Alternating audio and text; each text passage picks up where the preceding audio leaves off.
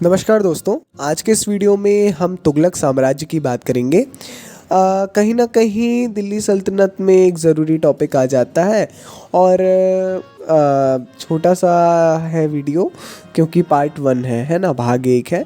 2 भागों में डालना वीडियो को हमको बहुत सूटेबल लगा इस टॉपिक के बारे में, क्योंकि पर्टिकुलर ये वीडियो है केवल जो इस साम्राज्य के जो सम्राट रहे उनके बारे में, है ना, शासक जो थे। और फिर अगले वीडियो में प्रॉपर एक जानकारी आपको मिल जाएगी क्या क्या उपलब्धियां थी और क्या क्या नीतियां वगैरह थी, तो वो ज़्यादा बेहतर है हमारे अनुसार।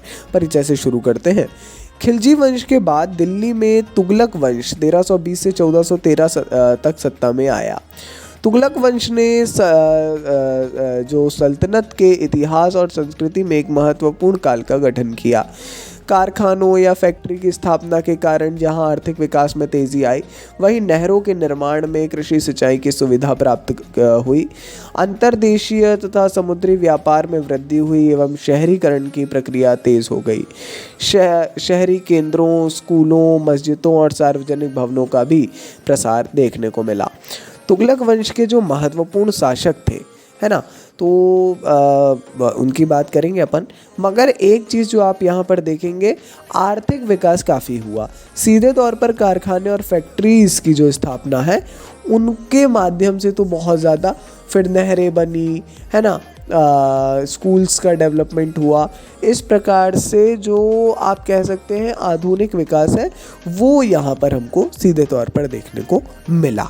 तुगलक वंश के जो महत्वपूर्ण शासक हैं उनकी बात करें तो गयासुद्दीन तुगलक, जो गाजी मलिक के नाम से आप जानते होंगे, जिन्होंने तुगलक वंश की स्थापना की, जो संस्थापक थे, 1320 ईस्वी में गयासुद्दीन तुगलक के रूप में सिंहासन पर बैठा।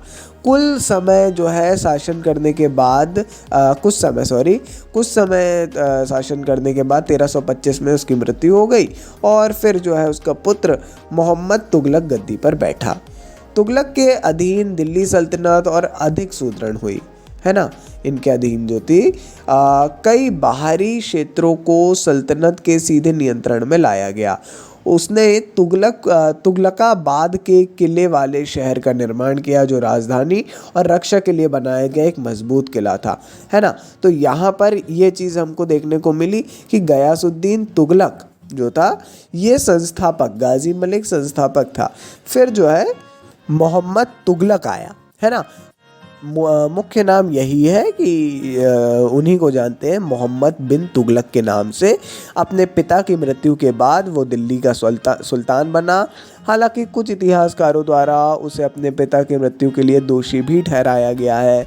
सुल्तान राजत्व के दैवी अधिकार सिद्धांत में विश्वास करता था। उदार नीति का पालन करते हुए उसने जाति, पंथ या धर्म से परे अधिकारियों की नियुक्ति की। बहुत बड़ी बात थी उस समय। उसने अपनी हिंदू प्रजा के साथ कोई भी भेदभाव नहीं किया। ये ऑन रिकॉर्ड तो नहीं, मगर हाँ, ये सारी बातें हैं। उसने विजय की नीति अपनाई और खुरासान, नगरकोट, कराजाल, मेवाड़, तेलंगाना तथा मालाबार में अभियान दल भेजे। कई एशियाई देशों के साथ राजनयिक संबंध स्थापित किए गए। उसका साम्राज्य मध्यकालीन सुल्तानों में सबसे व्यापक था। उसने बेगमपुरी मस्जिद के साथ साथ जहांपनाह का शाही निवास भी, उसका भी निर्माण करवाया। तो ये बातें जो हैं काफ़ी इम्पोर्टेंट हैं, है ना, चूँकि इनका कार्यकाल बहुत बड़ा रहा और बहुत बहुत बहुत इम्पोर्टेंट रहा। फ़ोटो भी थंबनेल में नहीं की है। फिर आए फिरोज शाह तुगलक। मोहम्मद तुगलक का चचेरा भाई था फिरोज, है ना। ये वर्ष 1351 में सिंहासन में बैठा और 1388 तक शासन किया, लंबे समय तक। फिर भी ये भी कहलाया। हालांकि सुल्तान अपने पूर्ववर्तियों की तरह एक सक्षम सैन्य नेता नहीं था, फिर भी, है ना, वो शहरों, स्मारकों और सार्वजनिक भवनों का एक महान निर्माता बना। सुल्तान ने गैर मुसलमानों पर कर सहित इस्लामी कानूनों द्वारा स्वीकृत 4 कर लगाए थे गैर मुस्लिमों में, ठीक है ना। तो यहाँ पर हमको सीधे तौर पर भेदभाव, पक्षपात देखने को मिला।